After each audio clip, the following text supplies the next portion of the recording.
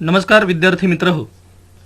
मंजिल विथ अमोल खोत या e learning प्लॅटफॉर्मवर आपल्या सर्वांचं सहर्ष स्वागत. विभागीय फौजदार पूर्व परीक्षा बॅचला प्रचंड प्रतिसाद मिळाला आणि या प्रतिसादाचं सगळ्यात महत्त्वाचं यश म्हणजे विद्यार्थ्यांनी मंजिलच्या या पूर्ण ऑनलाईन प्लॅटफॉर्मवर दाखवलेला विश्वास.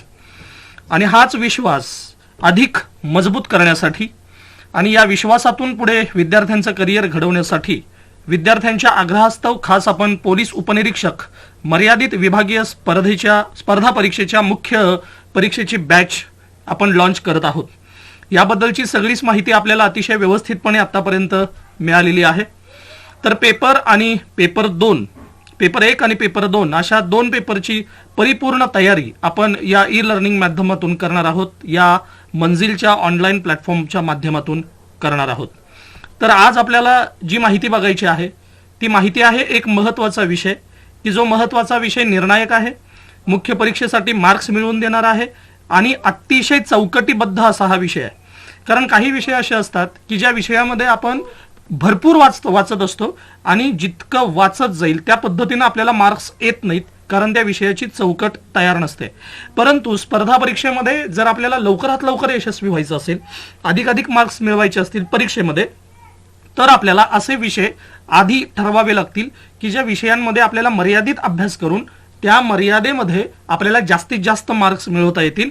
आणि यातला सगळ्यात महत्त्वाचा विषय तो म्हणजे भारतीय संविधान. त्यामुळे भारतीय संविधानाची जी काही मांडणी आहे ती मांडणी परीक्षाभिमुख करण्याचा प्रयत्न आपण या पूर्ण लेक्चर सिरीजमध्ये करणार आहोत. आणि यासाठीचं एक महत्त्वाचं डेमो लेक्चर आज मी तुमच्यासाठी घेऊन आलोय. तर भारतीय संविधान, की ज्या भारतीय संविधानाने आपल्या सगळ्यांनाच मूलभूत अधिकार दिले, आपल्या सगळ्यांनाच मार्गदर्शक तत्व दिली, आपल्या सगळ्यांसाठी मूलभूत कर्तव्य समाविष्ट केली गेली आणि माणसाबरोबर माणसासाठी राहावं, माणसाबद्दल प्रेम व्हावं, अशा पद्धतीची एक समाज रचना अस्तित्वात यावी या हेतूनं विश्वरत्न भारतरत्न डॉक्टर बाबासाहेब आंबेडकर, की जे मसुदा समितीचे अध्यक्ष राहिलेले आहेत, तर त्यांच्या प्रमुख अध्यक्षतेखाली एक मसुदा तयार करण्यात आला आणि तो मसुदा संसदीय समितीपुढे ठेवण्यात आला, त्या संविधान सभेपुढे ठेवण्यात आला आणि त्या संविधान सभेच्या मान्यतेनं आपलं भारतीय संविधान हे जनतेला म्हणजे आपल्या सगळ्यांना अर्पण झालं 26 नोव्हेंबर 1949 या दिवशी. आणि आपण लोकशाही देश म्हणजे संपूर्ण जगाचा जर विचार केला तर संपूर्ण जगामध्ये बलाढ्य देशांच्या यादीमध्ये सर्वाधिक लोकसंख्या असणाऱ्या देशांमध्ये आपण लोकशाही मूल्य जपणारे देश म्हणून आज जगामध्ये आघाडीवरती आहोत, हे आपल्याला विसरता येणार नाही. तर या भारतीय संविधानानं आपल्याला काय दिलं, तर नागरिक म्हणून आपल्याला अधिकार दिले. शासन आणि नागरिक यांच्या परस्पर संबंधातून लोककल्याण शासन करता येतं. सगळ्यात महत्त्वाचं लक्षात ठेवा, भारतीय संविधानाचा उद्देश जर काय असेल तर तो आहे लोककल्याण, ते आहे जनकल्याण. कारण ज्या वेळेला भारत देश स्वतंत्र झाला होता 15 ऑगस्ट 1947, त्यावेळेला इतिहासामध्ये तुम्ही याची मांडणी पाहिलेली असेल, 552 संस्थानिक स्वतंत्र झाले होते. म्हणजे 552 तुकडे होणार होते आपल्या देशाचे. कारण आपला पूर्ण देश हा संस्थानिकांमध्ये विभागला गेलेला होता, भाषेमध्ये विभागला गेलेला होता, आचार विचारांमध्ये विभागलेला होता, रूढी परंपरांमध्ये विभागलेला होता. म्हणजे आपल्याकडे विविधता होती. तर त्या विविधतेतून एकता निर्माण करायची असेल तर एक संघ लोककल्याणकारी शासन निर्माण करणं ही प्रमुख जबाबदारी ही त्या काळामध्ये नेतृत्व करणाऱ्या आपल्या सर्वच महामानवांवर होती. आणि जर आपण व्यवस्थित विभागणी केली तर जे आपले पंडित जवाहरलाल नेहरू होते, ते पंडित जवाहरलाल नेहरू हे पंतप्रधान राहिले आणि पूर्णतः त्यांनी त्या काळामध्ये ज्यावेळेला देश नुकताच स्वतंत्र झाला होता आणि पहिल्या निवडणुकीपर्यंत जाणार होता, या काळामध्ये पूर्णतः संविधान सभेचं कामकाज चालू असताना एक कॅबिनेट व्यवस्थित निर्माण व्हावी यासाठी पंडित नेहरूंनी प्रयत्न केलेले आपल्याला दिसतात. नंबर 2, हा देश विविधतेमध्ये विस्कटलेला आहे. विविधता या देशामध्ये आहे. त्या विविधतेतून जर एकता साधायची असेल तर आपल्याला अशा पद्धतीचा ड्राफ्ट हवा की जो ड्राफ्ट सर्वमान्य असेल, सर्व लोकांना न्याय देणारा असेल, अल्पसंख्याकांना न्याय देणारा असेल. आपल्या हिंदू बहुल देशामध्ये वेगवेगळ्या अनुसूचित जाती जमाती, विमुक्त जमाती, भटक्या जमाती, इतर मागासवर्गीय आणि सर्वसाधारण, त्यानंतर शीख, ख्रिश्चन, अँग्लो इंडियन, की जे युरोपीय होते पण नंतर ते भारतीय झाले, असे अँग्लो इंडियन, अशा अनेकांचा समूह त्यावेळेला भारतामध्ये होता. अशा सगळ्यांना न्याय देणारी मसुदा न्याय देणारा मसुदा तयार करायचा होता आणि ती जबाबदारी डॉक्टर बाबासाहेब आंबेडकरांनी घेतली होती. म्हणजे एका बाजूला कॅबिनेट चालवत होते नेहरू, त्याच वेळेला संविधानाचं महत्वाचं काम करत होते डॉक्टर बाबासाहेब आंबेडकर, आणि त्याच वेळेला मगाशी मी ज्याचा उल्लेख केला 552 संस्थानं विलीन करणं आणि भारताला एकसंध ठेवणं ही जबाबदारी 27 जून 1947 स्वतःच्या खांद्यावरती घेतली. ते होते सरदार वल्लभभाई पटेल, म्हणून आपण त्यांना लोह पुरुष म्हणतो. म्हणजे एकाच वेळेला नेहरू, त्याच वेळेला बाबासाहेब आंबेडकर, त्याच वेळेला सरदार वल्लभभाई पटेल हे तिघेही वेगवेगळ्या स्तरावरती देश एकसंध व्हावा यासाठी लढत होते. आणि या सगळ्यांमध्ये सगळ्यात महत्वाचं काम की जर 70 वर्षानंतर आपला देश लोकशाही मूल्य घेऊन जगामध्ये अग्रेसर आहे, याचं जर श्रेय कोणाला द्यायचं असेल तर ते अर्थात भारतीय संविधानाला दिलं पाहिजे आणि त्या संविधानाची निर्मिती करणाऱ्या घटनाकारांना दिलं पाहिजे. आणि या न्यायाने घटनाकार म्हणून आपण घटनेचे शिल्पकार डॉक्टर बाबासाहेब आंबेडकर यांचं नाव घेतो. ठीक आहे, तर आपली ही जी पूर्णतः लोककल्याणकारी संविधान आहे, हे लोककल्याणकारी संविधान हे शासन आणि नागरिक या दोघांच्या परस्पर संबंधावर आधारित आहे. लक्षात आलं? म्हणजे शासन काय करतं? कायदे मंडळ, कार्यकारी मंडळामध्ये शासन विभागलेलं आहे. शासन काय करतं? जनकल्याणासाठी कायदा करतं. नागरिकांनी काय करायचं आहे तर नागरिकांनी त्या कायद्याचं पालन करायचंय, नागरिकांनी संविधान मूल्य जपायचंय. ठीक आहे, त्यानंतर नागरिकांनी त्यांच्या जीवन मूल्य सुधारण्यासाठी शासनाकडे काही मागण्या करायच्या आहेत आणि शासन स्तरावरती दबाव गट निर्माण करून शासनाकडून त्या मान्य करून घ्यायच्या आहेत. म्हणजे उदाहरण जर आपण घ्यायचं झालं तर आपल्या देशामध्ये संविधानामध्ये वेगवेगळी मूल्य आली, आपण त्या मूल्यांचं पालन करत राहिलो. परंतु संविधानामध्ये सगळ्याच गोष्टी आल्या का? तर नाही, संविधानामध्ये सगळ्याच गोष्टी आल्या नाहीत. डॉक्टर बाबासाहेब आंबेडकरांनी सांगितलं की हे संविधान वेळेनुसार बदलत राहील, हे संविधान जनतेच्या भावनेनुसार बदलत राहील, हे संविधान काळसापेक्ष असेल. काळसापेक्ष म्हणजे काळानुसार बदलणारं असेल. ठीक आहे, आणि म्हणून त्यानंतर आपण अगदी जर विचार केला तर 1960 मध्ये हुंडा प्रतिबंधक कायदा केला, आपण पर्यावरण संरक्षणाचा कायदा केला, भ्रष्टाचार निर्मूलनाचा कायदा केला, अगदी लोकपालाच्या कायद्याची सुरुवात किंवा ती मागणी 1969 पासून जयप्रकाश नारायण यांच्या कालखंडापासून पुढे आलेली आपल्याला दिसते. ठीक आहे, तर या सगळ्याच गोष्टींचा जर आपण विचार केला तर भारतीय संविधानामध्ये जे नव्हतं ते नंतर कायद्याच्या स्वरूपात आलं. ठीक, आता नागरिकांपासून शासनाकडे कशा पद्धतीचा हा प्रवाह आहे तर यासाठी एक उत्तम उदाहरण आपण अण्णा हजारेंचं घेऊ शकतो. कारण अण्णा हजारेंनी जे जंतर मंतरवर आंदोलन उभं केलं होतं त्या आंदोलनामागची त्यांची पार्श्वभूमी काय होती तर लोकपाल विधेयक यावं आणि भ्रष्टाचार निर्मूलन व्हावं आणि भ्रष्टाचारावरती चाप बसावा. आणि यासाठी जन आंदोलन त्यांनी उभं केलं होतं. म्हणजे जनतेची मागणी होती की आम्हाला अशा पद्धतीचा एक कायदा द्या शासन स्तरावरती करून की जो कायदा भ्रष्टाचारावरती काय करेल, पूर्णतः भ्रष्टाचारावरती अंकुश ठेवेल.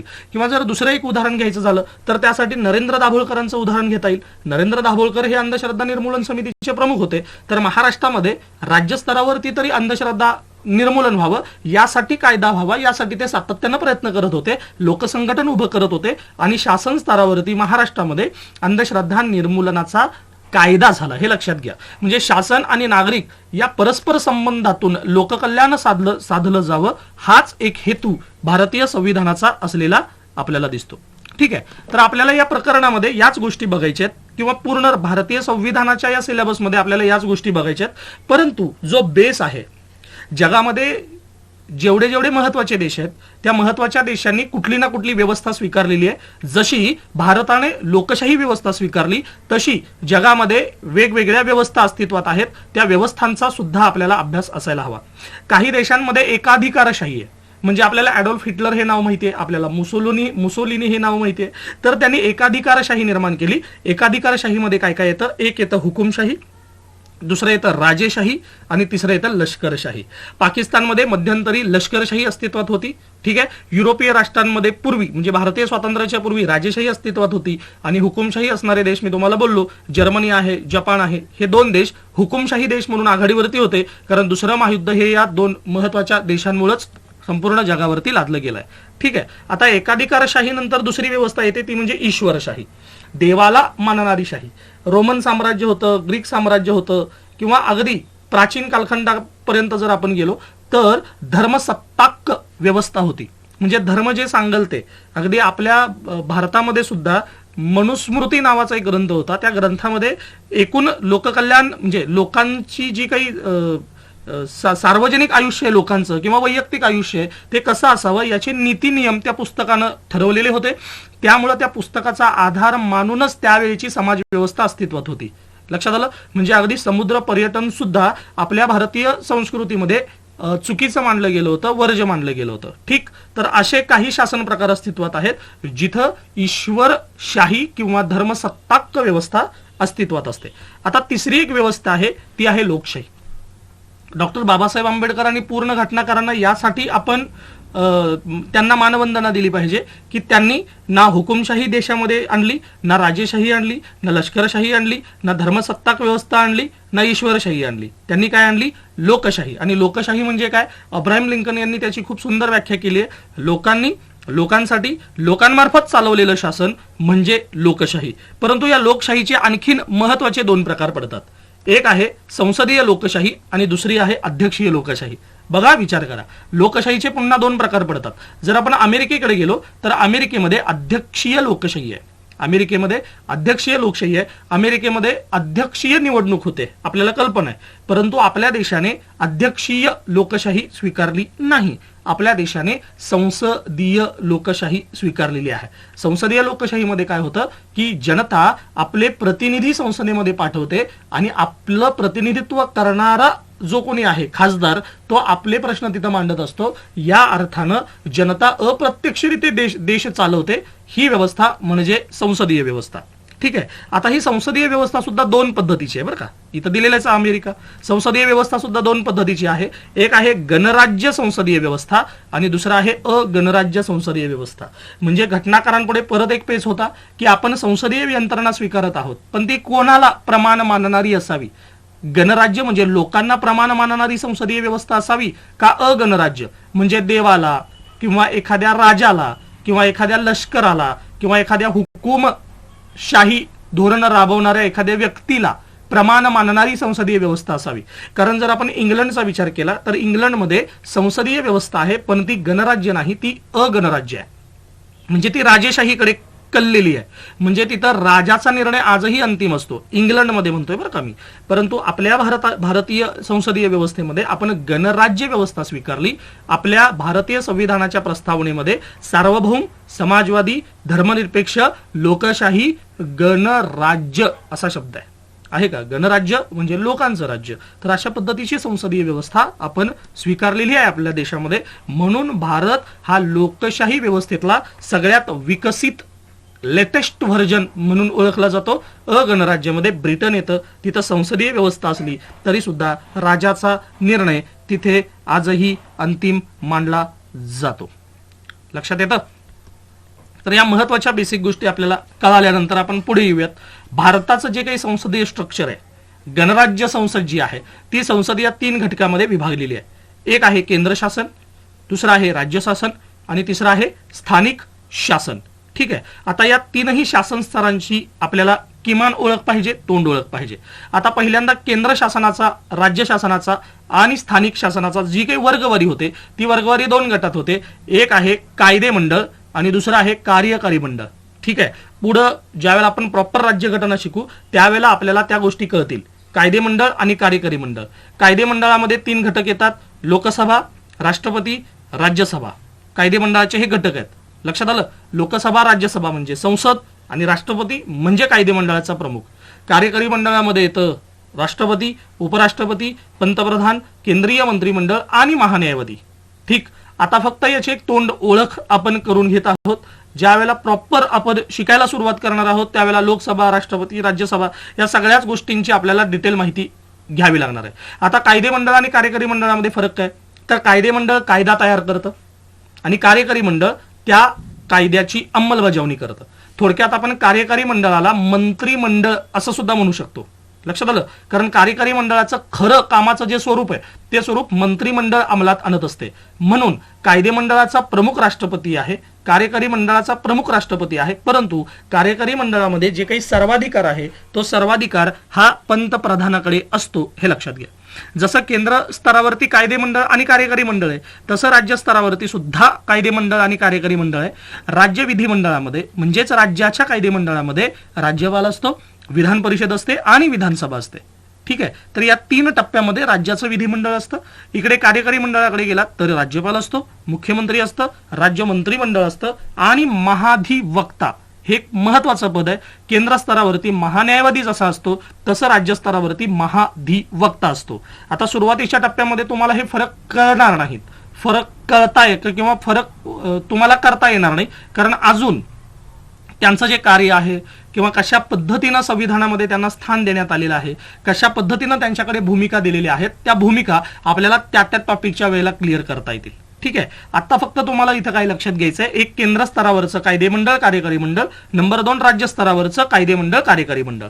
आता पुढे येऊ, सगळ्यात महत्वाचं म्हणजे स्थानिक शासन. कारण आपल्याला एक बेसिक प्रश्न विचारला जाईल की आपली जी यंत्रणा आहे देशाची ती किती स्तरीय आहे, द्विस्तरीय आहे का त्रिस्तरीय आहे. तर सुरुवातीला आपण द्विस्तरीय होतो, म्हणजे केंद्र स्तर आणि राज्य स्तर. परंतु 73 आणि 74व्या घटना दुरुस्तीनुसार आपण त्रिस्तरीय शासन व्यवस्था स्वीकारलेली आहे आणि 73व्या घटना दुरुस्तीनुसार आपण ग्रामीण स्तर म्हणजे पंचायत राज आणि 74व्या घटना दुरुस्तीनुसार आपण शहरी जो स्तर आहे तो स्थानिक शासनाच्या स्तरावरती निवडलेला आहे. लक्षात आलं. तर स्थानिक शासन ग्रामीण, यामध्ये जिल्हा परिषद, पंचायत समिती आणि ग्रामपंचायत हे ग्रामीण विभागामध्ये येतील. स्थानिक शासन शहरी, यामध्ये महानगरपालिका, नगरपालिका आणि नगरपंचायत येईल. लक्षात आलं. स्थानिक शासनामध्ये ग्रामीण भागामध्ये काय काय येईल, एक आहे ग्रामस्तरावरती म्हणजे गाव स्तरावरती ग्रामपंचायत, त्यानंतर गट स्तरावरती पंचायत समिती आणि त्यानंतर जिल्हा स्तरावरती जिल्हा परिषद, त्यानंतर नगरपंचायत, लोकसंख्या अधिक झाली की नगरपालिका, लोकसंख्या अधिक झाली की महानगरपालिका, अशी शहरी स्तरावरची ही आपली रचना असते. आता हे झालं आपलं शासन स्तर, हे झालं आपलं शासन स्तर. आता आपल्या पूर्ण संविधानामध्ये एक शासन स्तर आहे, नंबर 2 प्रशासन स्तर आहे, नंबर 3 आपला न्याय स्तर आहे. लक्षात आलं. म्हणजे जर आपण एकूण संसदीय प्रणालीचा जर विचार केला तर त्यामध्ये प्रशासन स्तर हा भाग आपल्या कधीच अभ्यासाला येत नाही. प्रशासन म्हणजे आपण सगळे जे स्पर्धा परीक्षेची तयारी करून प्रशासक होणार आहोत ते. ठीक आहे. तर संविधानाच्या या चौकटीमध्ये 3 कॅटेगरी मांडल्या जातात. एक आहे कायदेमंडळ, 2 आहे कार्यकारी मंडळ आणि 3 आहे न्यायमंडळ. ओके. तर कायदेमंडळाचं काम काय, कायदा तयार करणे. कार्यकारी मंडळाचं काम काय, केलेला कायदा अंमलात आणणे. आणि न्यायमंडळाचं काम काय, तर केलेला कायदा हा संविधानाला धरून आहे की नाही ते तपासणे. हे सगळ्यात महत्वाचं मूल्य आहे, लक्षात ठेवा. तर जर आपण देशानुसार विचार केला तर ब्रिटनमध्ये, इंग्लंडमध्ये कायदेमंडळाला आणि कार्यकारी मंडळाला अधिक महत्व दिलं गेलं, न्यायमंडळाला कमी महत्व दिलं गेलं. जर आपण अमेरिकेकडे गेलो तर अमेरिकेमध्ये न्यायमंडळाला अधिक महत्व दिलं गेलं, कायदेमंडळ आणि कार्यकारी मंडळाला कमी महत्व दिलं गेलं. या 2 देशांमध्ये हा भेद आहे. परंतु जर आपण भारताचा विचार केला तर भारतामध्ये कायदेमंडळाला अधिकार आहे, कार्यकारी मंडळाला अधिकार आहे, तसाच न्यायमंडळाला सुद्धा आपल्या घटनाकारांनी अधिकार दिलेला आहे. म्हणून आपल्या देशातली 99वी घटना दुरुस्ती जी होती ती 99वी घटना दुरुस्ती न्यायमंडळाने रद्द केली. आय रिपीट, कायदेमंडळाने एक कायदा केलेला होता ज्याला घटना दुरुस्तीचा कायदा असं म्हणतात. घटनेमध्ये दुरुस्ती झालेली होती तर ती दुरुस्ती भारतीय राज्यघटनेला धरून नाही, म्हणून 99वी घटना दुरुस्ती आपल्या देशातल्या न्यायसंस्थेनं रद्द बातल केलेली आपल्याला दिसते. लक्षात आलं का. आणि हा जो वाद आहे न्यायमंडळ विरुद्ध कायदेमंडळ आणि कार्यकारी मंडळ, हा वाद आपल्याला इंदिरा गांधींच्या काळामध्ये अधिक तपशिलानं पाहायला मिळतो. म्हणजे इंदिरा गांधींनी बऱ्याचदा असे काही कायदे आणले की जे कायदे घटनेवर आक्रमण करणारे आहेत असं न्यायालयाचं मत झालं.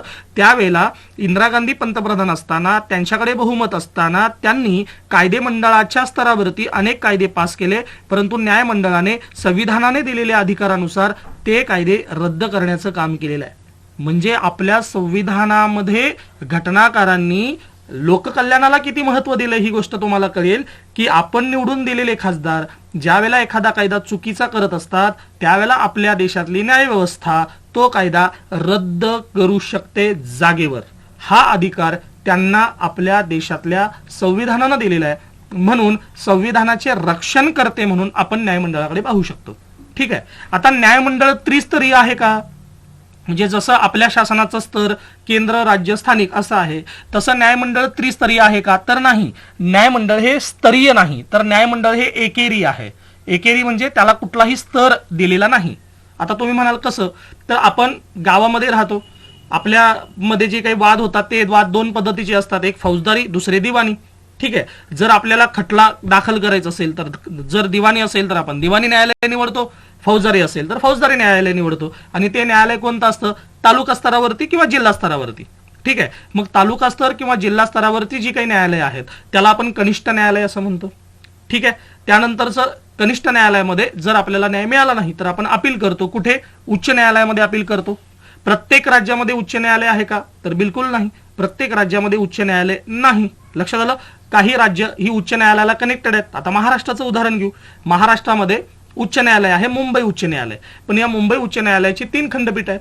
एक आहे औरंगाबाद खंडपीठ, बरोबर आहे, 2 आहे नागपूर खंडपीठ आणि 3 आहे आपलं पणजी खंडपीठ. 3 खंडपीठ आहेत आपल्याकडे. आता पणजी हे कुठे येतं? गोव्यामध्ये येतं. गोव्यामध्ये येत असून सुद्धा गोव्याला स्वतंत्र उच्च न्यायालय दिलेलं नाही. तर गोवा हे राज्य न्यायिक प्रणालीसाठी कोणावर अवलंबून आहे? तर मुंबई हायकोर्टावर अवलंबून आहे.